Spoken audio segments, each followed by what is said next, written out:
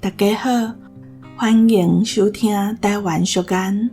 今仔日要甲大家介绍的俗言是：好野毋值得会食，好命毋值得勇行。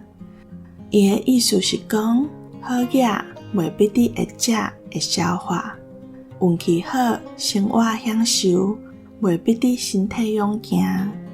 前一阵仔有一出韩国的戏剧真出名，故事是在讲一个足好野的人，因为食饱伤用，就摕一笔钱出来，予欠钱的人来耍游戏，去小台去抢。做这款歹代，迄个好野人嘛无好买，煞破病翘起，伊搁较好野嘛买袂着伊迄条命。亲像即句俗言讲的，身体健康比有钱搁较重要。若身体无勇行，搁较侪钱，你嘛简单会当倒入眠床。搁较贵的物件，若食袂落去，嘛白了工。有一句广告是安尼：有健康的身体，才有幸福的人生，真有道理。